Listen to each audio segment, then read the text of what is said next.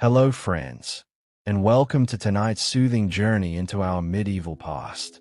Whether you're settling in for a cozy night's rest or simply looking to unwind, I'm glad you've chosen to join me on this journey through the annals of medieval history. Before we begin, I'd love to know where in the world you're tuning in from and what time of day it is for you. Feel free to leave a comment and share with our community of nocturnal historians where in the world you're tuning in from, along with what time it is for you. It's fascinating to see what far places of the earth these tales stretch to. And if you enjoy these calm historical narratives, please consider subscribing to the channel for more soothing stories from the past. Tonight, we journey far beyond the familiar tales, into the shadowy corners where the known gives way to the truly unsettling. We seek not the grand battles or the noble kings, but the subtle shivers that ran through even the bravest hearts of old. Our path takes us to the brutal, yet strangely orderly, world of the Viking raiders. Men who instilled terror across continents, yet held a peculiar dread for something within their own ranks. So, settle in, dear traveler, as we begin to unravel the chilling paradox that made even a Viking truly afraid.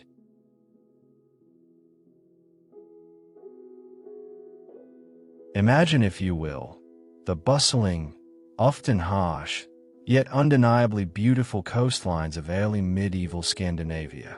The air, crisp and biting, carries the scent of pine and salt, a constant reminder of the vast, untamed wilderness stretching inland and the endless, churning sea beyond. The year, perhaps, is somewhere in the fading decades of the 8th century, or perhaps newly dawned into the 9th. A period just to the cusp of what scholars would later term the Viking Age. It was a time when the echoes of the old gods, Odin, Thor, Freya, still resonated with undeniable power across the frosted fjords, through the dense, whispering pine forests, and within the hearts of the seafaring folk who called these lands home. Life was a constant struggle against the elements, a daily testament to resilience and an unyielding spirit. Yet, it was also a time of burgeoning ambition, of eyes cast outward, beyond the familiar horizons. Picture the scene as the long, sleek hulls of Viking ships, those magnificent, terrifying, and profoundly elegant dragons of the sea, slice through the restless, steel-gray waves of the North Sea. Each vessel, a testament to master craftsmanship and a deep understanding of the ocean's moods, was a finely tuned instrument of exploration and, often, of conquest. Their single, colossal square sails, often dyed a deep, earthy red, a striking ochre, or perhaps embroidered with the crude, yet powerful, symbols of their tribes and clans, are taut against the expansive, indifferent horizon. They catch the biting winds, tugging relentlessly forward, carrying hundreds of hardened warriors, men forged by a lifetime of hardship and a culture that celebrated martial prowess, toward distant, unsuspecting shores across the churning waters. Feel the sharp, invigorating sting of the salt spray upon your face. Taste the metallic tang of the ocean on your lips, a flavor as ancient as the sea itself. Listen closely, and you can hear the constant, deep murmur of anticipation from the warriors beside you as the ship carves its path through the waves. There is the rhythmic creak of the oars, a haunting, almost hypnotic drone as dozens of hands pull in unison, cutting through the water with steady, powerful strokes. This mechanical symphony blends seamlessly with the mournful, high-pitched cry of gulls circling overhead. Their calls a stark counterpoint to the quiet, simmering tension below, as these formidable forces draw closer and closer to the hidden shores they intend to conquer. Each passing wave, each gust of wind, brings them nearer to their destination, a place where their destinies, and those of others, will irrevocably intertwine. Land appears, a faint smudge on the horizon, gradually resolving into the dark contours of coastlines, the green sweep of meadows, or the dense, forbidding silhouette of ancient forests. The atmosphere aboard the longboats shifts palpably. The quiet anticipation electrifies into a focused readiness. Soon, with a soft, almost hushed scrape, the ships, guided by the practiced hands of their skippers, beach themselves upon the shingle of some foreign shore. This moment often occurs under the deceptive innocence of a rising dawn, its pale light still struggling to pierce the morning mists, or conversely, under the deepening, concealing shadows of dusk, cloaking their approach. And then, the moment arrives. The ramp is lowered, or the men leap into the shallows, and the ordered chaos of a Viking raid begins. The clatter of iron-shod boots on wet sand, heavy with purpose, breaks the morning stillness. The drawn swords hiss with a chilling whisper as they emerge from their scabbards, catching the nascent light. The formidable thud of shield being readied, the interlocking of wood and leather, creates a low, resonant hum of impending violence. Axes gleam, wickedly sharp, reflecting the cold, pale light of the sky, or the orange glow of a rapidly spreading flame. And then, the desperate cries of bewildered villagers, torn from their sleep, or the terrified screams of frightened monks within a secluded monastery, ripple through the crisp, unsuspecting air, as these formidable raiders spill forth from their vessels, a tide of iron and fury. This, my dear friend, was the familiar symphony of Viking conquest, a terrifying harmony that for centuries struck fear into the very hearts of kingdoms and empires, from the icy, turbulent reaches of Ireland in the west to the vast, sprawling, often unknown lands of Russia in the east. It was a well-honed, efficient, and utterly brutal machine of war and acquisition. But amidst this brutal, yet in its own way, predictable display of Nordic might, predictable in its objectives and its methods, there existed a far more unsettling sound. This was not the grunt of effort, nor the triumphant shout of victory, nor the roar of a cohesive battle line. This was a different kind of sound, a different kind of roar, one not born of battle strategy or the focused heat of a disciplined clash.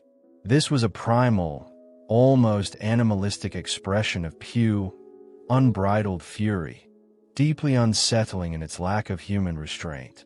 It manifested as a guttural sound, originating deep in the throat, charged with an unholy, almost otherworldly energy. It was a sound that could make even the most battle-hardened Viking raider, a true son of Odin, a warrior who had faced death countless times without a flicker of hesitation, pause. They would freeze, almost imperceptibly, in mid-stride or mid-swing. They would exchange uneasy glances with their comrades, their trained instincts for survival momentarily overshadowed by a nascent terror. A cold, creeping chill would run inexplicably down their spines, a profound, visceral dread rising in their guts that had nothing whatsoever to do with the armed resistance of their current foes. Consider the irony. These were men who stared down professional Anglo-Saxon housecarls, heavily armored Frankish knights, and disciplined Byzantine Varangian guards without blinking. They were men who had sacked monasteries, burned villages, and faced down overwhelming odds with a grim determination that bordered on madness. They were, in essence, the very embodiment of fear for countless souls across Europe. Yet, they harbored a deep, almost superstitious terror towards a specific, uncanny kind of combatant, found not among their enemies, those recognizable opponents across the battlefield, but unsettlingly, intimately, right within their very own ranks. For these were not merely warriors, simply men hardened by the elements and honed by endless conflict. No, these were figures shrouded in a terrifying mystique, consumed by a spirit often utterly beyond their own human control. These, dear listener, were the feared berserkers. And so, as the mists continued to roll in from antiquity, obscuring the precise details but sharpening the profound impact, we must ask ourselves, traveler, what hidden madness, what untamed, primal power, what truly unholy pact could be so potent as to instill such profound dread in those who quite literally knew no fear? Why would a Viking, a known symbol of relentless courage and unyielding aggression, become so utterly terrified, so deeply disturbed by the presence and actions of another Viking? This question itself feels like a paradox, a riddle whispered on the wind, defying easy answers. We are about to embark on a journey, dear listener, a journey deep into this chilling truth, far beyond the comfortable, often sanitized, campfire tales and the embellished sagas that history has passed down. We shall delve into the very essence of these mysterious warriors, exploring not just their deeds, but the profound effect they had on those around them, becoming a terror even to their own kind. What compelled men to shed their armor and howl like wolves entering battle? What secret did they possess that transmuted mere human courage into something truly monstrous? Something that even the most hardened warriors of the age found deeply unsettling. Was it a gift from the gods? A divine madness bestowed by Odin himself? Or was it something far more earthly, yet no less terrifying? A deliberate psychological manipulation? A potent, mind-altering substance? Or perhaps a dreadful, cultivated battle frenzy passed down through generations? We will carefully sift through the ancient accounts, separating the poetic exaggeration from the stark, unsettling realities.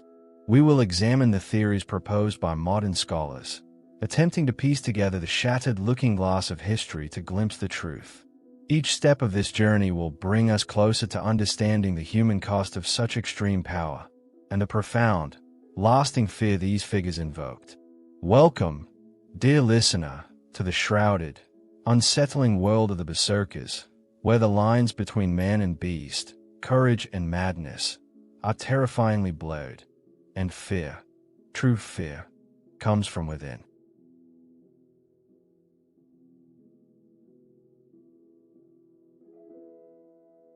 As the echoes of Viking longships settle into the background, let us now turn our gaze more intently towards the enigmatic figures who commanded such fear, even from their fearless brethren. We speak, of course, of the berserkers, a word that even today conjures images of wild, untamed aggression. But what, precisely, does this ancient term signify? The journey into its meaning is itself a delve into the very essence of their mystique. The word berserker springs from Old Norse, and its exact etymology, though debated, offers fascinating insights into their nature. The most commonly accepted interpretation breaks the word into ber- and circa. Circa clearly refers to a shirt or tunic. The ber- however, is where the interpretive waters become gloriously murky. Some scholars believe it derives from ber, meaning bare or unarmored. This paints a striking picture of warriors fighting without male shirts, perhaps wearing only common tunics, or even entirely naked, exposing themselves fearlessly to the perils of battle. Imagine the sheer audacity, the chilling psychological effect this would have on an opponent, to see a warrior charging, seemingly impervious to blows, devoid of the very protection all other combatants desperately sought. This defiance of conventional self-preservation would have marked them truly apart, almost as if they were already beyond the realm of human vulnerability, having shed the fear of death along with their armor. It suggested a profound, almost spiritual, commitment to the fight, a willingness to embrace oblivion. Yet, another compelling interpretation suggests ber- is derived from bjrn, the Old Norse word for bear. This would mean berserker translates not as bear-shirt, but rather bear-shirt or bear-sock. This etymology is perhaps even more evocative, evoking images of warriors clad in the skins of bears, embodying the raw ferocity and immense strength of these formidable predators. In Norse mythology and shamanistic traditions, shape-shifting and the adoption of animalistic traits were powerful concepts. To wear the skin of a bear was to symbolically become the bear, to channel its untamed spirit, its brutal power, its unwavering determination. Such a warrior would not merely fight like a bear. In their frenzied state, they would be the bear. This aligns deeply with the psychological impact they had, fostering a belief that they were not entirely human, but rather manifestations of primal, untamed forces. It suggested a spiritual possession, a communion with the wild, a terrifying transcendence of human limitations. Both interpretations contribute to the aura of awe and dread that surrounded these figures, regardless of whether they fought bare-chested or draped in powerful animal hides. So, who were these terrifying figures, and where do we find their elusive tracks in the annals of history? Our primary sources are found within the rich tapestry of Old Norse literature, the sagas, the Eddic poems, and various skaldic verses. These sources, though often steeped in heroic embellishment and poetic license, offer invaluable glimpses into the perception and purported actions of berserkers. They are not merely fictional constructs. They clearly tap into a real if exaggerated phenomenon. One of the earliest and most vivid mentions appears in Harald Fairhe's saga, part of Snorri Sturluson's Heimskringla, a monumental collection of sagas of the Norwegian kings, written in the 13th century. Snorri, though writing centuries after the events, gathered and compiled earlier oral traditions and written accounts, offering a crucial, if somewhat romanticized, window into the past. Here, we encounter King Harald, who assembled a retinue of these fearsome warriors as his personal guard. The saga states, and I quote, "King Harald had a guard of 12 men, who were called berserkers. They were like mad dogs, and no man durst stand before them." This description, though brief, is profoundly impactful. Mad dogs, a powerful metaphor suggesting a loss of reason, a savage unpredictability, a danger to all. It immediately establishes their reputation for uncontrollable ferocity and the palpable fear they inspired. The king himself, a formidable warrior, relied on their terrifying presence to enforce his will, recognizing their unique, if unsettling, power. They were not merely skilled fighters, they were a force of nature. Let us consider another striking depiction from Egil's saga, which recounts the life of the famous warrior poet Egil Skallagrimsson. In this saga, we learn of berserkers being challenged to holmganga, or duels.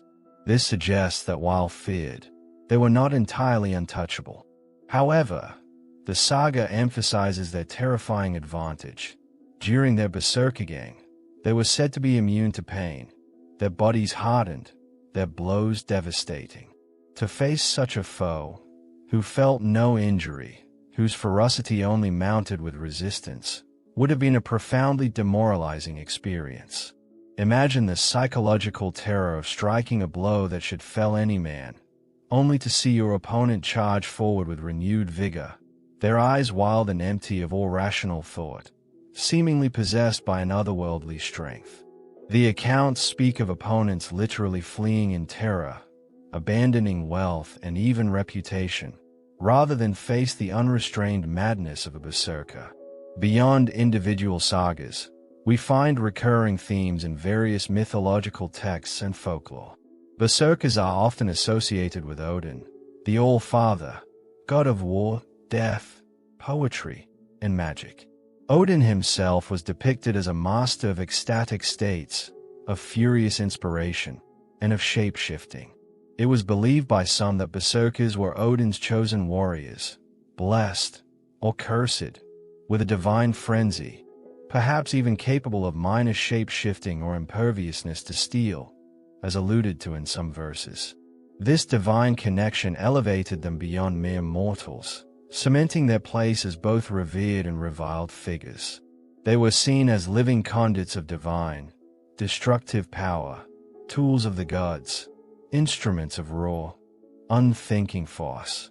However, it is crucial to approach these ancient accounts with a discerning eye. Was this merely mythological exaggeration designed to heighten the heroic narrative? Or was there a terrifying, tangible truth beneath the legends? The sagas were often composed centuries after the events they describe, shaped by the oral traditions passed down through generations, and written with an agenda to entertain, to teach, and to glorify. Heroic literature, by its very nature, tends to amplify extraordinary feats and personify abstract concepts.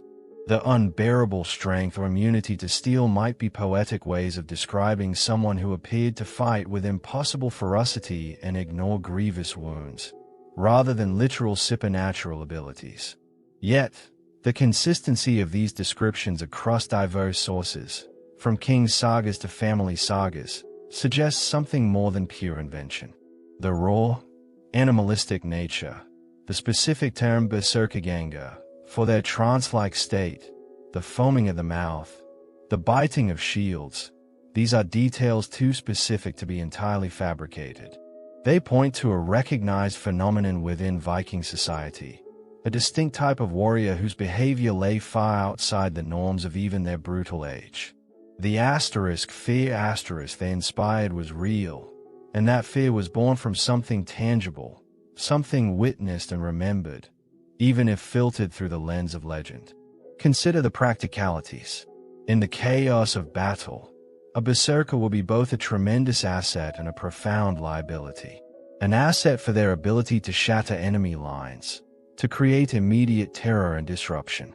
Their presence alone might demoralize an opposing force, but a liability in their utter lack of control. A berserker in full ganga would not distinguish friend from foe, striking out at anything that moved, their eyes glazed, their minds detached from conventional reality. This unpredictable violence, directed indiscriminately, meant they were a double-edged sword, a weapon almost as dangerous to the hand that wielded it as to the enemy it was aimed at. This internal danger, this unpredictability, is a critical element often overlooked when we merely focus on their superhuman strength. It is precisely this aspect that would have caused profound unease among their fellow warriors, those who had to fight in their immediate vicinity. The term berserker has transcended its Old Norse origins, becoming synonymous in modern language with any person exhibiting wild, uncontrollable rage or violent behavior. This linguistic survival attests to the enduring power of the image these ancient warriors projected. They were not merely soldiers. They were a force of psychological warfare, their reputation preceding them, causing enemies to scatter and allies to tread warily. They were figures of awe and terror, embodying the ultimate, untamed destructive potential within the human, or perhaps subhuman, spirit. This duality, their effectiveness as shock troops tempered by their inherent danger, made them a perpetual source of discussion, wonder, and indeed, fear within Viking society. What was the source of this terrifying transformation? This is the question that continues to echo through the ages, drawing us deeper into their unsettling story.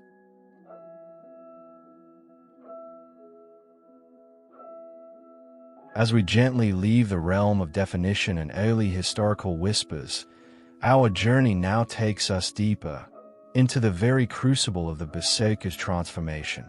Before the thunderous roar, before the shield-biting madness on the battlefield, there was a solemn, often terrifying, preparation.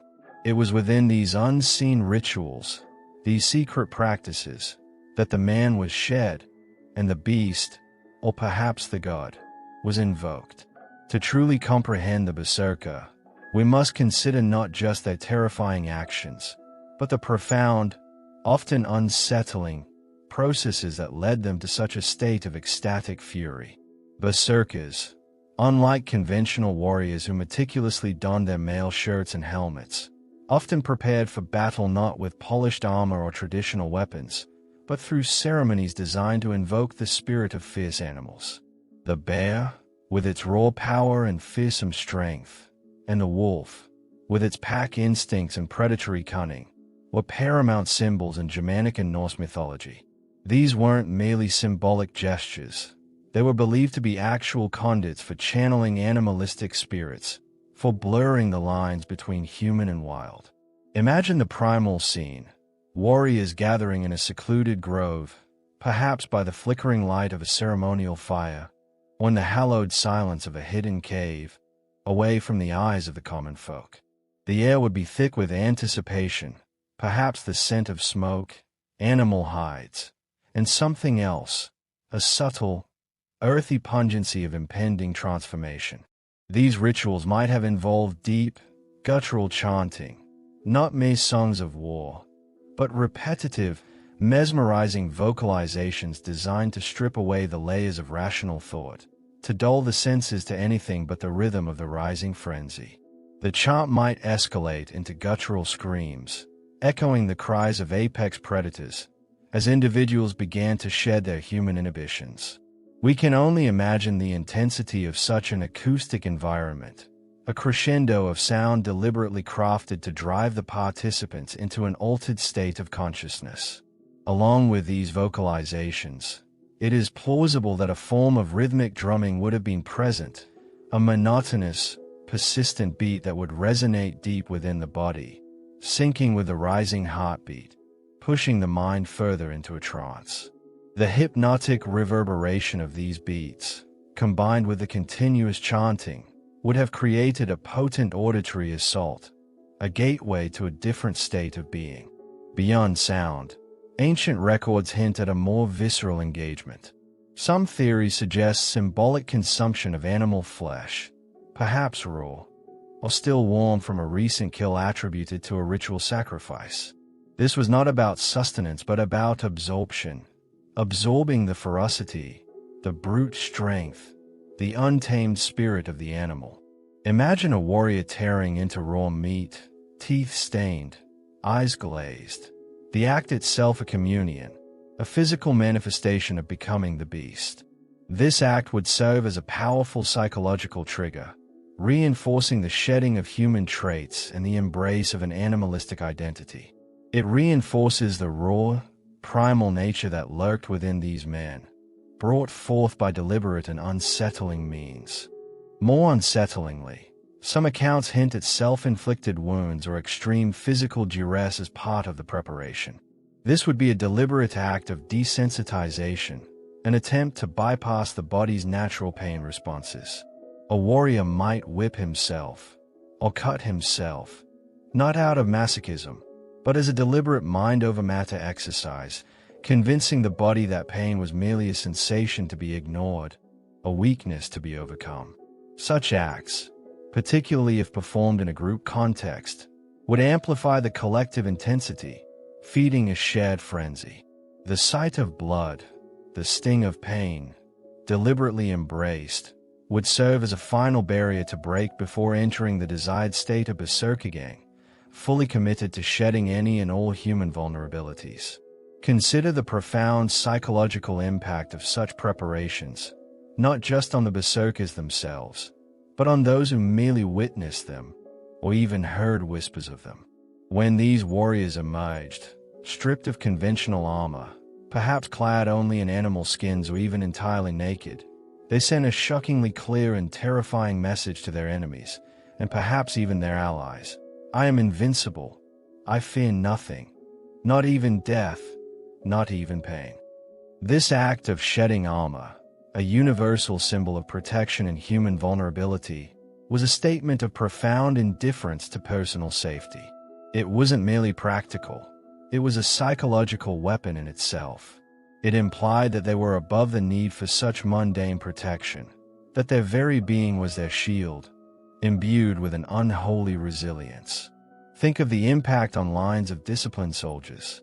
They are accustomed to fighting opponents who prioritize self-preservation. But when faced with a warrior foam at the mouth, biting his shield, seemingly oblivious to the axe blows that should fell a giant, yet continues to advance with an unstoppable, animalistic roar, it shatters the very fabric of military understanding. It creates a profound cognitive dissonance, an opponent behaving in ways that defy all logic, all reason, all sense of self-preservation. This would not just induce fear, but a deeper, more primal dread, hinting at something inhuman, something demonic. The sheer, unthinking nature of their charge, often at the forefront, was designed to break the enemies well before weapons even properly engaged. This was psychological warfare taken to its most extreme and terrifying conclusion. The ability to induce a trance-like state, a berserkers, suggests a deliberate cultivation of altered consciousness. This was not merely anger. It was a controlled, or perhaps semi-controlled, disassociation. In this state, the berserker's sense of self would recede, replaced by a raw, primal instinct that allowed them to push past the normal limits of human endurance, strength, and pain tolerance. They became living weapons, instruments of pure destruction, devoid of empathy, foresight, or concern for consequences. This psychological detachment would have been terrifying to witness. The eyes, so often the windows to the soul, would become vacant, or filled with an unnatural light, devoid of recognition, fixed only on the next act of violence. This state could also be seen as an extreme form of battle hysteria, a psychological coping mechanism in the face of overwhelming terror or an intense desire to survive and dominate. The human mind, under extreme duress, can achieve remarkable states of focus and ignore pain. The rituals would merely serve to amplify and trigger these innate human capacities for trance and aggression, honing them into a weaponized form. Consider various cultural examples of ecstatic warriors or initiation rites involving pain and altered states. The Viking berserker stands as a pinnacle example of this human capacity for extreme psychological and physical transformation in the name of combat. They embraced the terror they inspired, not just endured it, becoming the very embodiment of the fearsome, untamed wilderness from which they hailed. The question of whether these were individuals born with a predisposition for such states, or if anyone could be trained to achieve berserkerganga, remains debated. It is likely a combination. Perhaps certain individuals possessed a natural inclination towards dissociative states or extreme physical endurance, which was then honed and amplified through these intense, ritualistic preparations. The social conditioning for such roles would begin early, perhaps even from childhood, subtly nudging certain temperaments towards this terrifying path. The constant exposure to violence, the glorification of battle, and the deep cultural belief in Valhalla and the warrior's death would have laid a fertile psychological groundwork. They were not merely warriors. They were, in a very real sense, cultivated instruments of terror, sculpted by creed and ceremony into something profoundly unsettling. The act of shedding armor and fighting naked or in animal skins, as mentioned, was more than just a lack of protection. It was a potent psychological statement, a ritualistic act of transformation that visually and viscerally reinforced their departure from common humanity. They transformed into living symbols of the wild, unbounded fury that they embodied, becoming the very personification of the unpredictable violence that lurked within the heart of the Viking world. This deep, almost spiritual commitment to the unraveling of self and the embracing of a beast state is what set them apart and instilled such potent fear.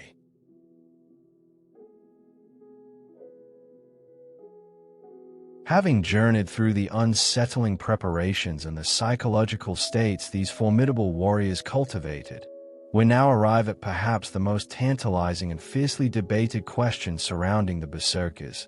What truly fueled this terrifying transformation? What was the secret ingredient, the hidden mechanism, that transmuted ordinary human courage into something so utterly primal, so seemingly impervious to pain, so profoundly fearsome? Scholars, historians, and even botanists have pondered this mystery for centuries, offering a fascinating array of theories, each attempting to unravel the elixir of madness that brewed within these formidable fighters. Was it simply a form of extreme adrenaline? A battle-induced hysteria triggered by the overwhelming chaos of war and intense psychological conditioning? Certainly, the human body is capable of remarkable feats under acute stress. The fight-or-flight response, amplified to its utmost extreme, can flood the system with hormones that temporarily dull pain, enhance strength, and sharpen reflexes. A warrior in the throes of such an intense, natural physiological reaction might indeed appear to be invulnerable, possessed by a strength beyond measure. The sheer energy expenditure in such a state would be immense, explaining both their terrifying effectiveness and perhaps their eventual collapse into exhaustion. This theory posits that the berserker gang was an extreme, albeit unique, manifestation of a universal human physiological response, finely tuned and culturally sanctioned within the Viking world. The rituals were discussed in the previous chapter: the chants, the self-mutilation, the animalistic identification, could all have served as potent psychological triggers designed to reliably induce this extreme adrenalized state, pushing the mind and body beyond their perceived limits. However, the consistent and almost ritualistic nature of their fits, as described in the sagas, the foaming at the mouth, the biting of shields, the sudden onset and cessation of the frenzy, suggests more than just a natural, albeit intense, physiological response. This has led many to consider the possibility of external catalysts, substances consumed that actively altered their consciousness and physiology. One of the most compelling and frequently discussed theories points to psychoactive substances, specifically the plant Hyoscyamus niger, commonly known as henbane. This seemingly innocuous plant, found throughout Europe and known to have grown in the Viking lands, is a member of the nightshade family and contains powerful tropane alkaloids, such as scopolamine and hyoscyamine. These substances have potent anticholinergic effects, meaning they block certain neurotransmitters in the brain. The symptoms associated with henbane poisoning align strikingly with the descriptions of berserker behavior. Ingestion can lead to delirium and hallucinations, a state of confusion, disorientation, and seeing or hearing things that aren't there. This could explain the altered perception of reality, the detachment from pain, and the frenzied, unfocused rage. A berserker might literally not perceive a blade cutting them, or believe themselves to be an invulnerable beast, fighting spirits rather than men.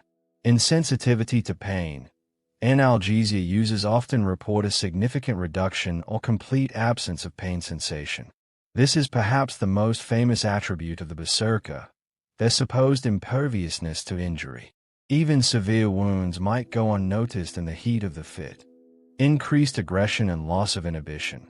The disinhibiting effects of henbane could strip away a person's moral and social restraints, unleashing raw aggression and a willingness to commit acts they would normally shy away from. Muscle spasms and tremors. This could account for the foaming at the mouth and generalized agitated physical state often described. Dry mouth and thirst. Common side effects, contributing to the agitated appearance. The historical use of henbane in other cultures as a narcotic, an anesthetic, or even a poison is well documented. Could it have been deliberately consumed by berserkers, perhaps in a brew or as part of a ritualistic meal, to induce their battle frenzy? It's a highly plausible theory, supported by pharmacological evidence. Imagine the potent effect of such a substance, combined with the intense psychological priming and ritualistic buildup. The henbane could have been the final key, unlocking a terrifying inner beast. Another frequently proposed candidate for a psychoactive catalyst is the mushroom Ammonitum muscaria, often known as the fly agaric. This iconic red and white mushroom, common in northern Europe, contains psychoactive compounds like ibotenic acid and muscimol.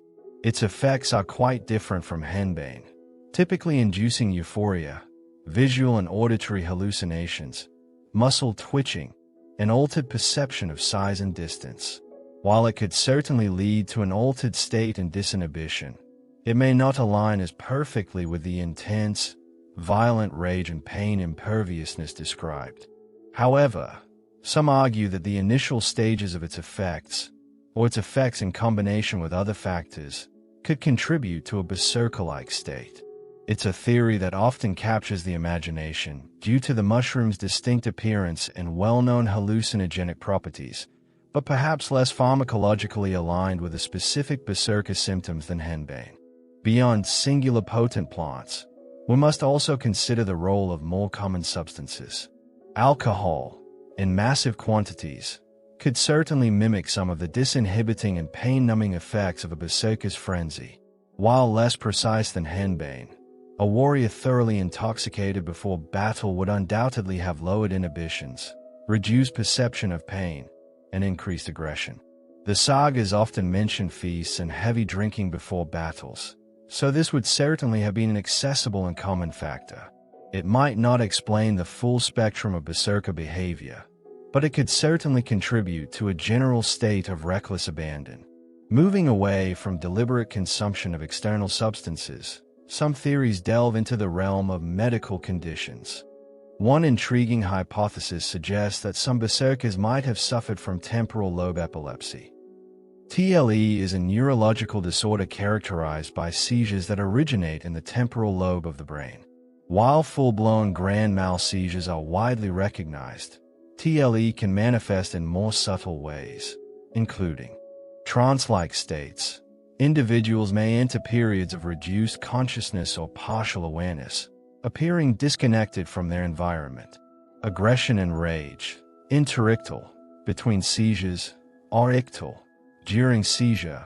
Aggression is a known, though less common, symptom of TLE. This can manifest as sudden, unprovoked outbursts of rage, sometimes accompanied by automatic behaviors. Altered perception, changes in sensory perception, including altered pain thresholds, auditory hallucinations, or distorted visual perceptions, can occur. Memory impairment.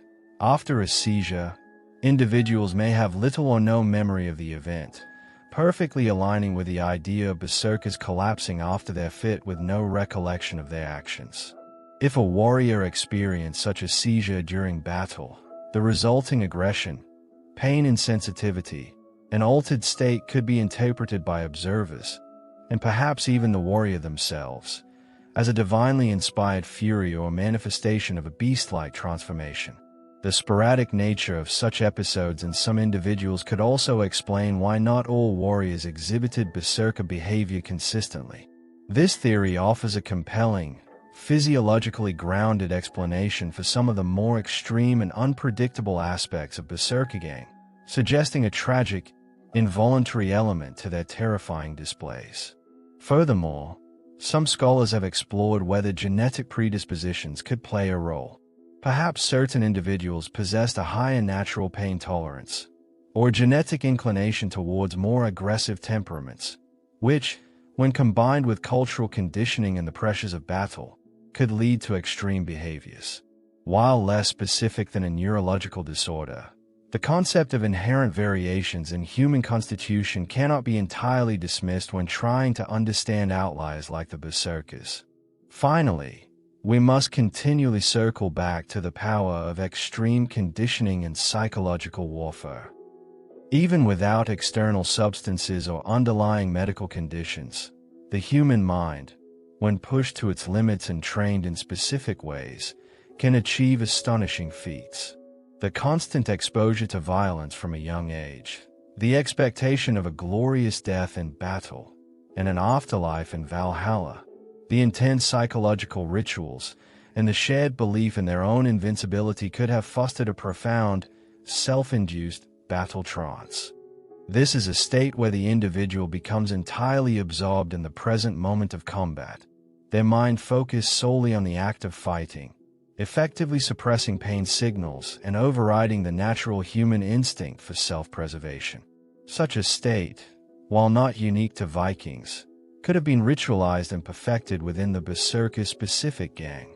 The truth, as is often the case with complex historical phenomena, was likely not a single, isolated factor, but rather a profoundly intricate interplay of these elements. It is highly probable that some berserkers did employ psychoactive plants, carefully cultivated for their effects. Others might have relied on extreme psychological conditioning, perhaps enhanced by sheer exhaustion or heavy alcohol consumption.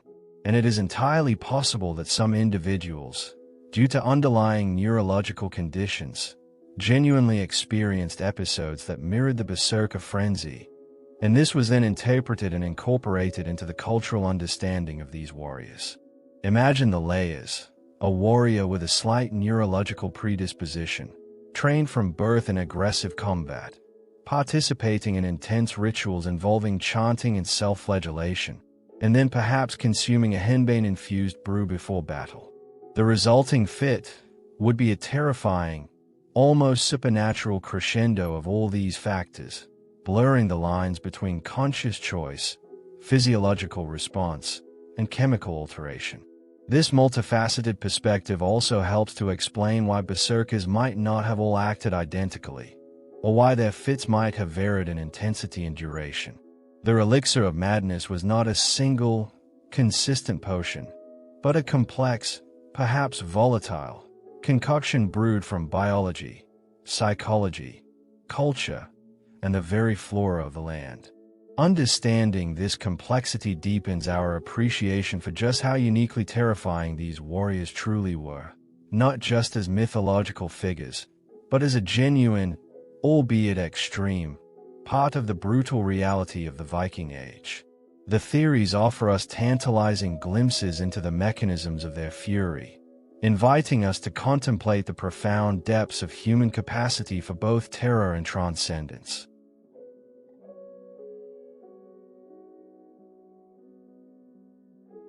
We have journeyed through the unsettling origins of the berserker, explored the rituals that fueled their transformations, and pondered the various theories behind their terrifying frenzy.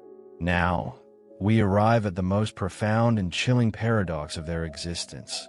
The uncomfortable truth that while they were a living embodiment of unbridled ferocity against their enemies, they were, simultaneously, a source of deep, unsettling dread within their own ranks. Here, dear friend, lies the very crux of the matter, and the answer to why even a Viking, a warrior who knew no fear, harbored an innate apprehension towards these figures. The berserker was a double-edged sword, a weapon of immense power that cut indiscriminately, capable of turning its terrifying edge upon friend and foe alike. Imagine for a moment the chaos of a Viking battle line. Shields locked, spears thrusting, axes arcing down with deadly precision. It is a world of brutal order, where every man fights for his comrade, a cohesive unit against the world. Then, into this already tumultuous scene, erupts a berserker. Their arrival is not heralded by a disciplined charge or a strategic maneuver, but by a sudden, often startling, eruption of savage energy. They might howl like a wild beast, foam at the mouth, or even bite their own shields, splintering the wood with inhuman force, a chilling display that suggests a complete psychological break with conventional human behavior. Their movements become erratic, unpredictable, devoid of the trained precision that defines a seasoned warrior. They surge forward, often far ahead of the main battle line, seemingly oblivious to the flanking maneuvers or the tactical retreats that define successful combat. The danger they posed to their own comrades was not merely theoretical. It was a grim, ever-present reality. A berserker in the throes of their ganga could not, distinguish between the familiar faces of their fellow Northmen and the terrified countenances of their opponents.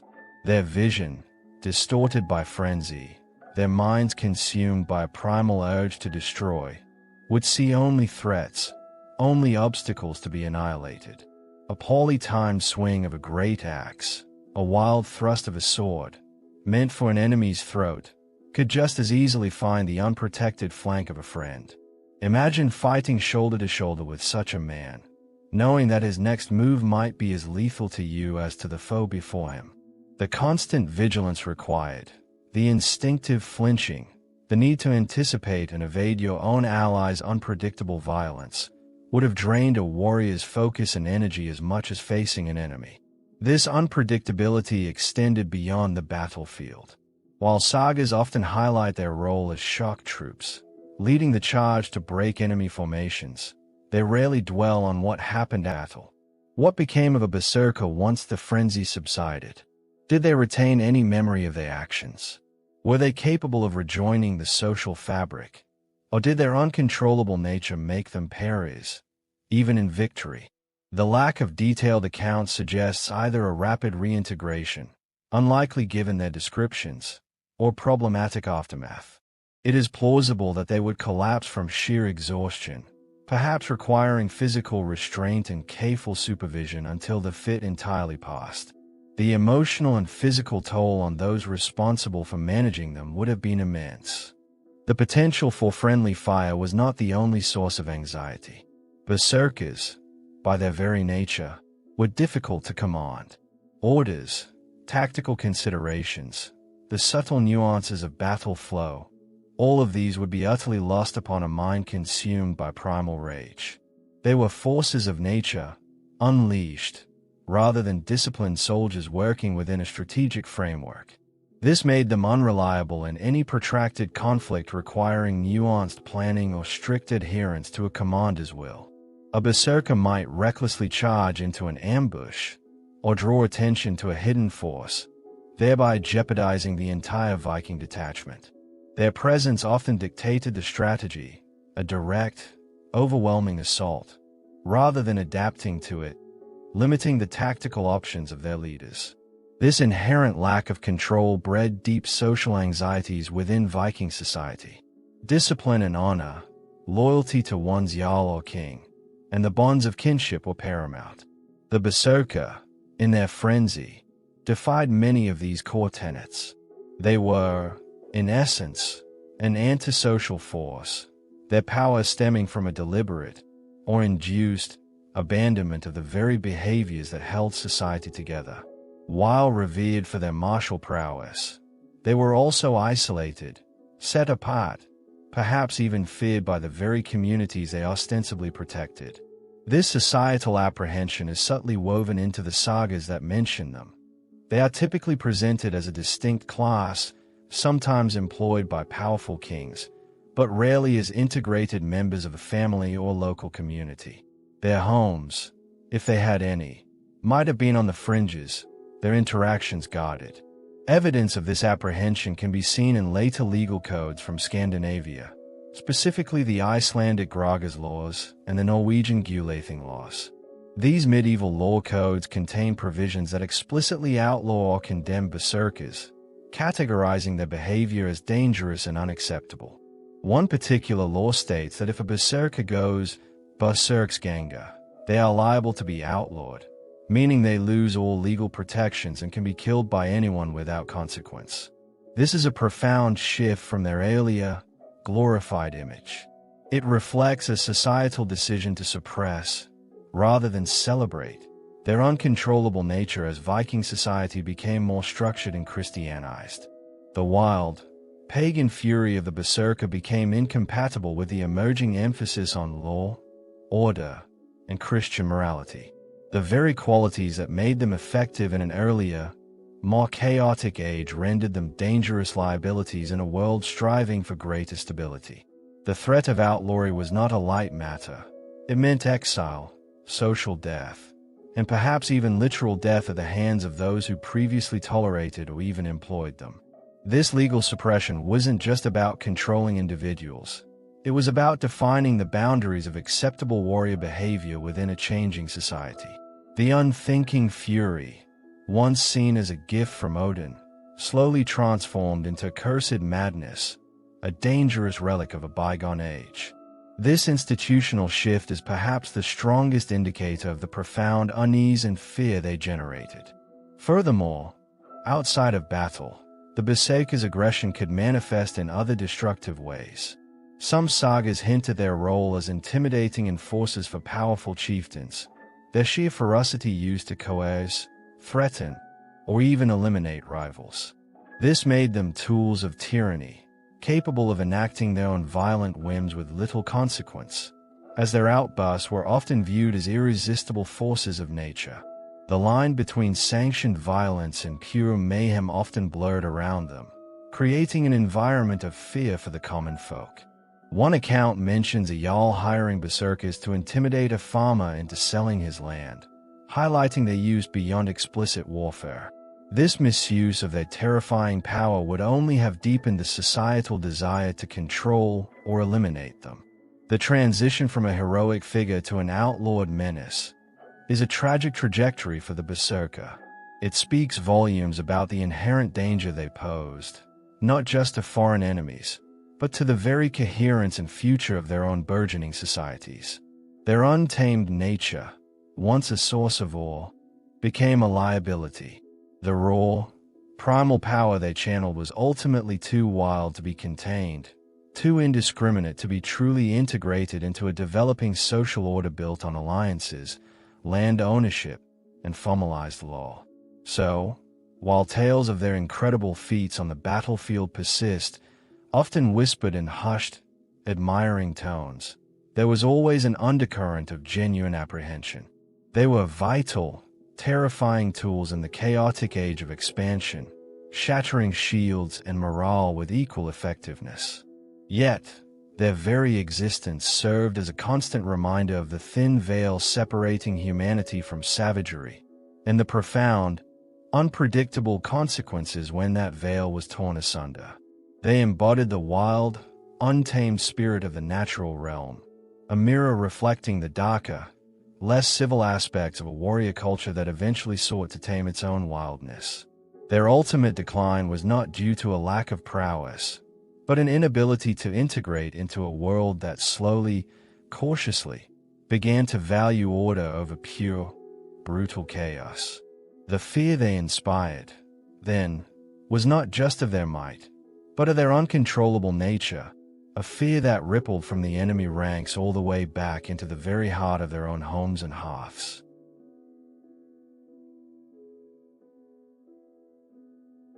As we gently continue our journey through the echoes of the Viking Age, having delved into the unsettling world of the berserkers, we arrive now at the shores of their enduring legacy.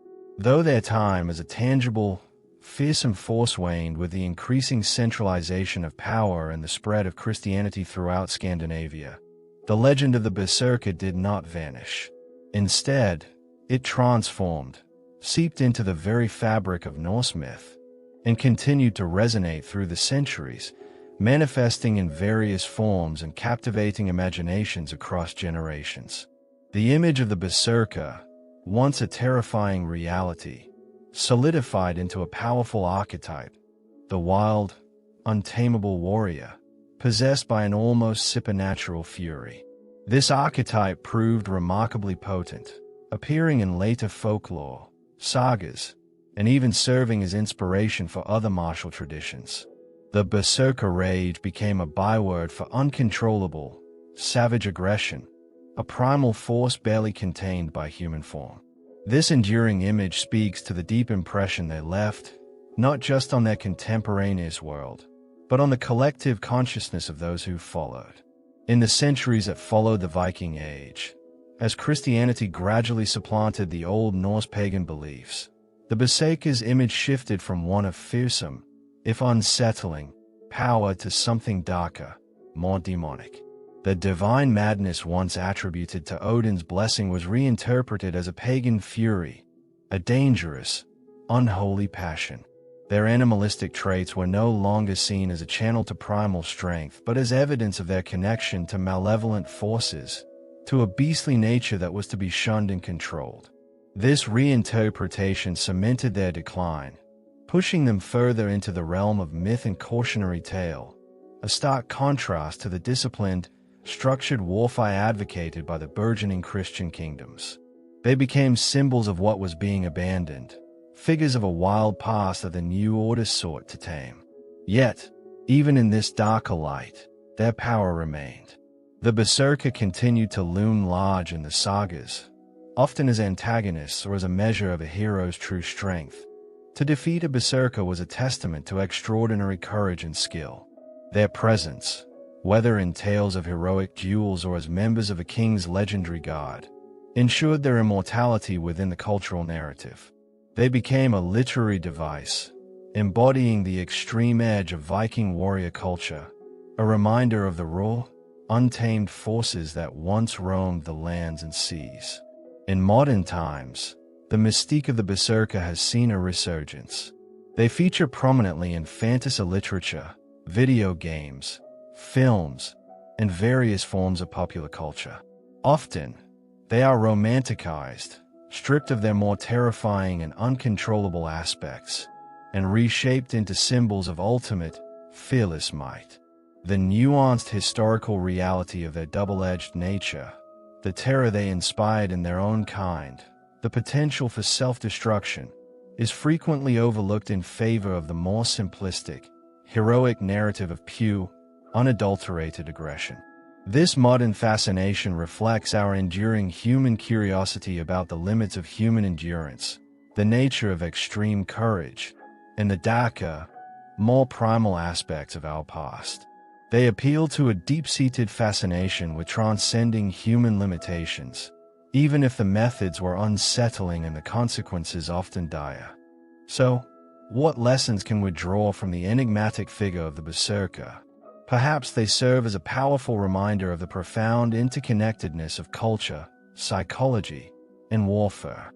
They highlight how belief systems, ritualistic practices, and even psychoactive substances can be woven together to shape human behavior in extreme circumstances.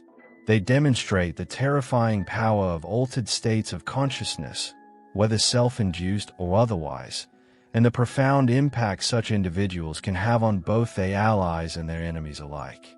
They force us to confront the uncomfortable truth that the most effective weapons are not always made of steel, but can be forged within the human mind itself, turning fear into a weapon against friend and foe.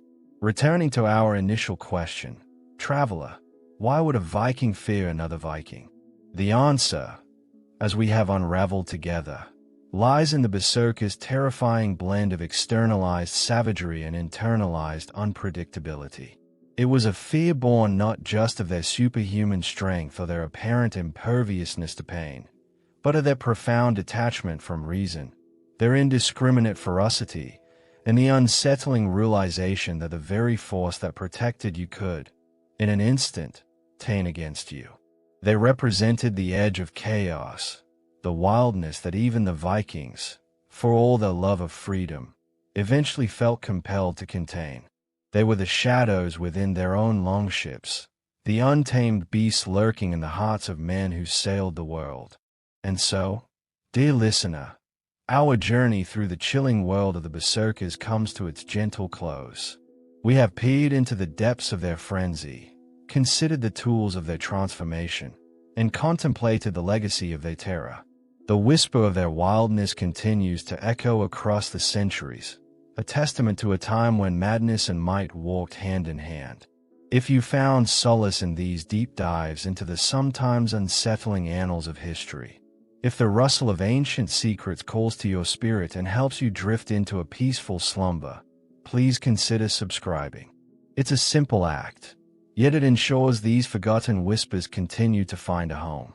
Please also feel free to let me know in the comments where you're listening from and what time it is, or suggest other hidden corners of medieval history you'd like to explore together. Until next time, travel well.